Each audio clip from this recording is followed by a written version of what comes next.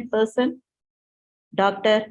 Vishnu Vajkala Aditya Srinivas, who is having 15 years corporate experience and working as Chief Operating Officer and Chief Economist, and also since 2018 he is a Head of International Business Division in BSc. He is addressed in many international conferences. His article was published in many journals. He also played many roles in his life as editor, member of expert panel, board of studies, advisory board, national and international level board committee. He is also a PhD guide in UTU University, Gujarat, Surat. Yeah, he has signed 16 MOU in international and national level. Welcome you, sir, on behalf of S.S.T. College. Over to you, sir. Thank you, ma'am. Thank you very much. Friends, today we have a very interesting session. Ma'am, can you please enable the screen share? The screen share Yes, enable. sir. Yes, sir.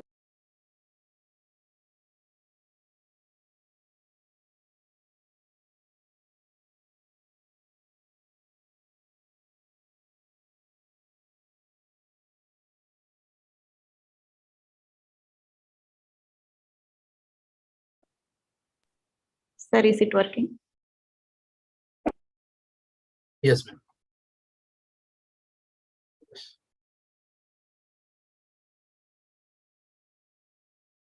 See, friends, today we have a very interesting topic of basically mutual funds.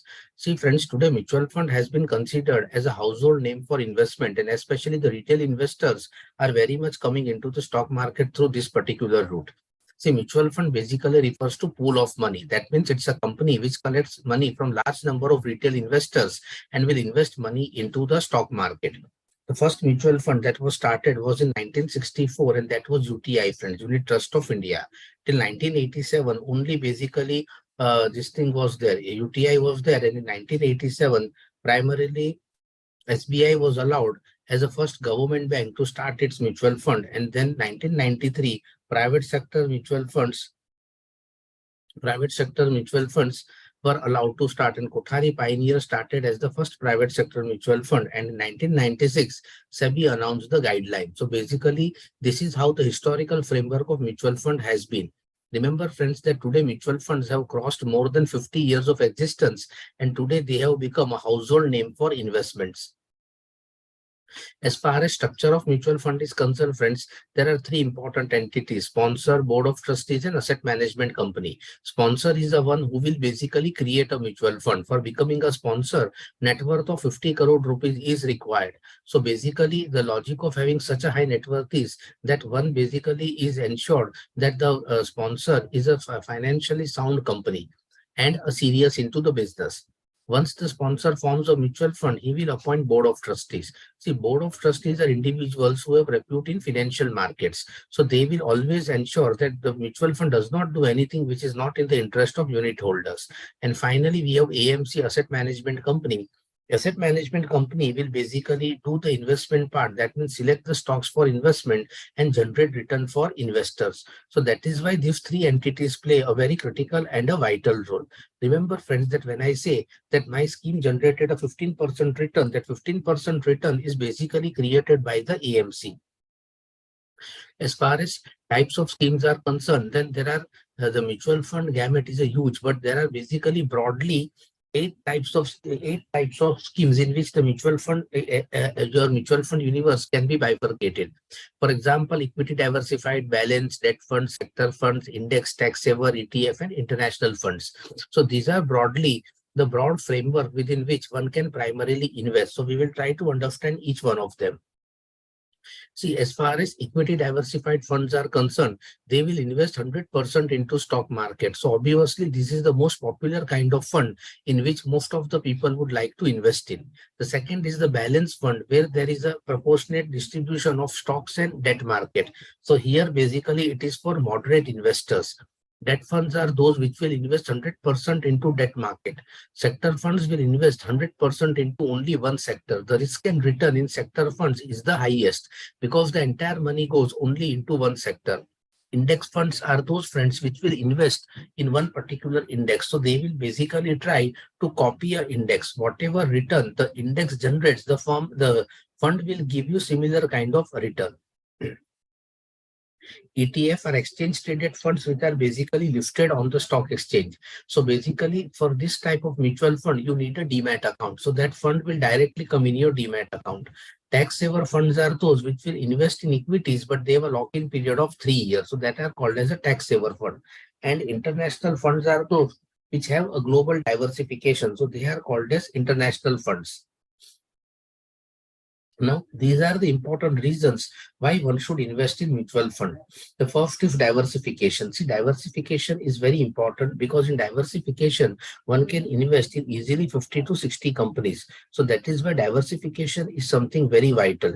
Remember, friends, the whole objective of mutual fund is to diversify the risk. And that is why mutual funds of late have become very popular for retail investors.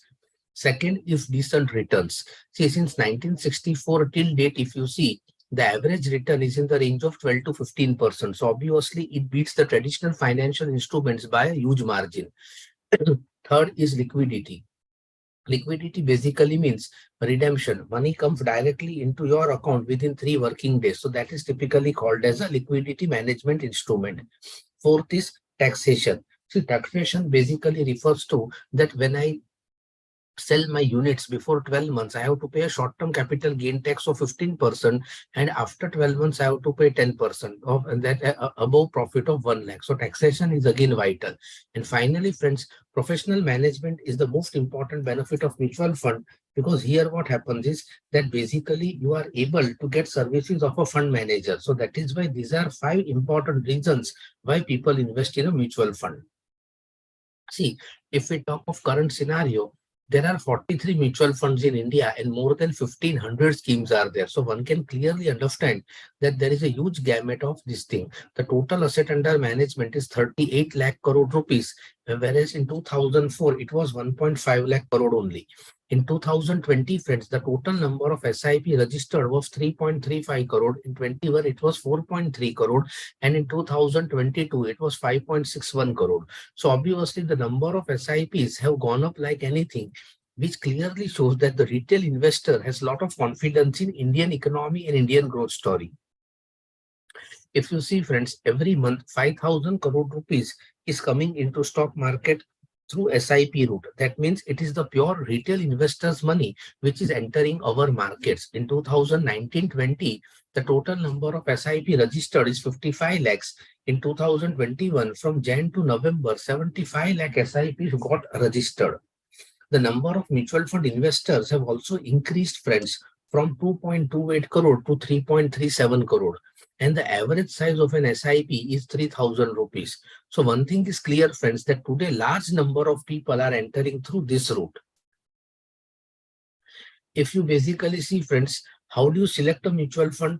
Then past performance and basically the consistency, these two play a very, very critical and a vital role. See, past performance is very important, that how much you have performed in the past, and basically how far consistently the fund has been able to perform. So these two factors really play a very critical and a vital role. Now, friends, we come to the most important aspect of SIP, that is systematic investment plan. See, systematic investment plan means that every month a fixed amount will get debited from your bank account and it will get invested into the market. So that is called as SIP. It is based on the concept of rupee cost averaging, means it automatically times the market, and it is an important tool for wealth creation. Friends, every month when you are investing, your average cost will always go down. For example, even a student can start investing 500 rupees a month, and 500 will get debited from his bank account. So basically 500 invested for 25 years at 15%, you are investing 1,50,000 and you will get 16 lakhs. See, this is nothing but, friends, power of compounding. Remember, in the long term, power of compounding is the main source of investment behind all products. Here you can see, friends, one can invest even 5,000 a month. For example, a newly married couple who wants to protect their financial future, They can invest 5,000 every month, duration 25 years and expected return 15%. So one is investing 15 lakh rupees and you get back 1 crore 62 lakhs. So again, basically, power of compounding is playing a very, very important and a vital role for long-term investing. Difference between stock market and mutual fund investing. See, stock market basically has three things: time, knowledge, and capital. See, you have to give time to the markets to track it. You need knowledge what to buy, sell, and basically you need bulk capital. If you have capital, then only one can buy. Whereas in case of mutual fund, time is not required because there is a dedicated fund manager who is giving his full time. Knowledge is not required because the fund manager decides what to buy, sell. And one can start investing even with basically investing 500 rupees a month also. So obviously it becomes a more easy option primarily to go with. If you see, friends, there are three unique features that why will Indian economy grow. See, if economy grows, automatically stock market will grow. The three important features which basically protects our economy is demographic dividend, domestic consumption, and high savings rate. So these three features play a very, very critical and a vital role. For example, if you see, today we have highest number of young working people. So when young people are there, they will work. When they work, they earn. When they earn, obviously they will spend money, which creates demand and consumption in the economy. If we talk of domestic consumption theme, friends, then whatever we manufacture, 80% is consumed by our own people and we export only 20%. So we are not an export dependent economy. Whereas in case of Japan, China, they were dependent on export, and Europe lives on tourism.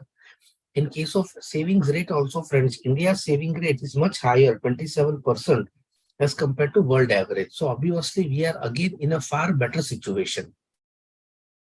Now, if you see, friends, even the return of SIP at 8 and 10%, for example, you are investing 10,000 rupees monthly for 30 years. The total investment is 36 lakhs. At 8%, you are getting 1.49 crore, 10%, 2.26 crore, and at 15%, 6.92. Hence, it is very important, friends, that even at 8 and 10%, we are able to generate very good amount of return. This particular table is very vital because it basically shows you the flow of SIP. See, 2017, 43,000 crore rupees came into mutual fund through SIP. 1867,000 crore came. 1992,000 crore came. 2022, 1,24,000 crore came. So obviously the flow of SIP money was very high.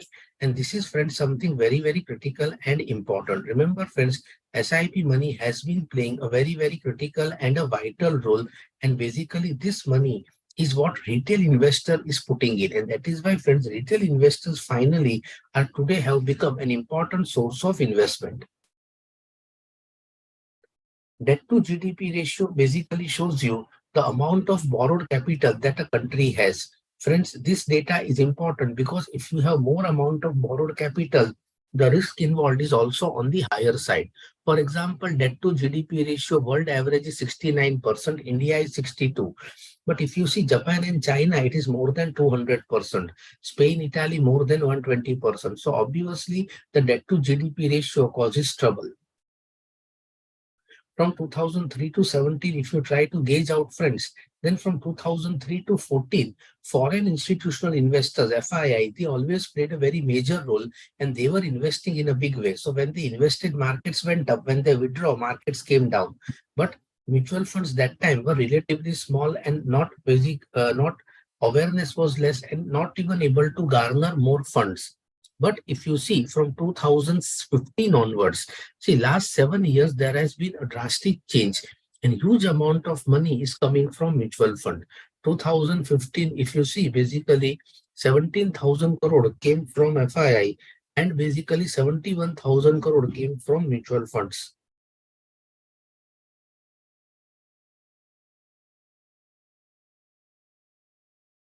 Apart from this, friends, if you see 2018 and 22, see both these years, if you see on the table, you will find that FIIs were net sellers only, but mutual funds were net buyers, and that actually got a lot of money.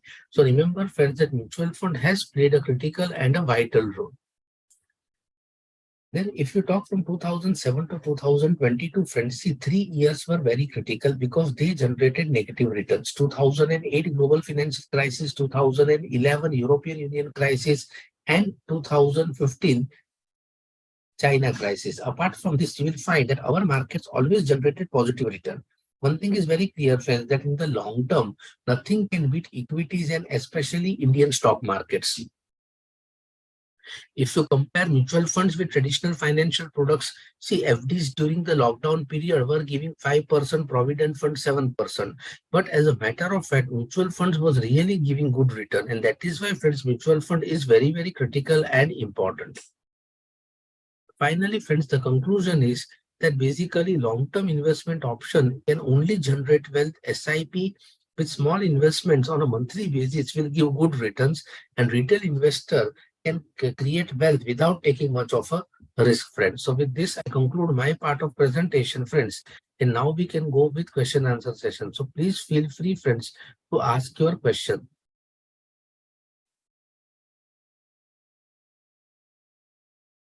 Any doubt, difficulty, friends, please feel free and don't hesitate.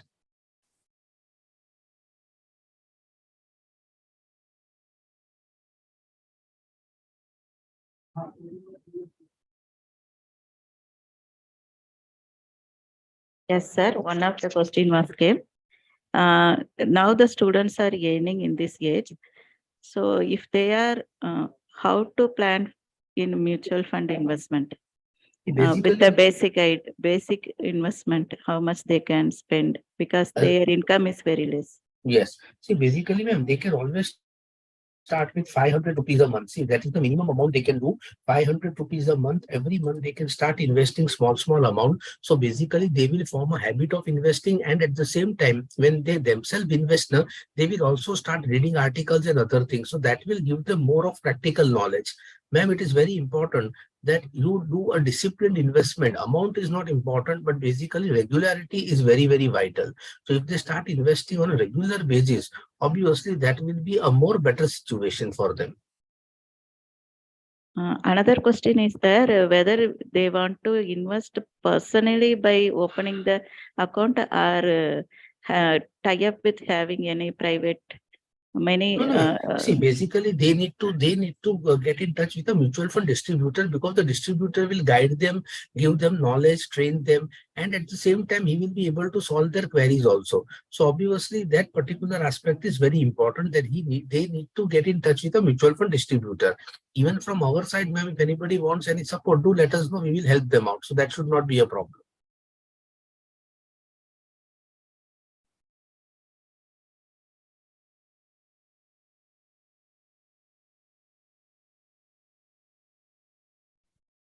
Any other doubt, students?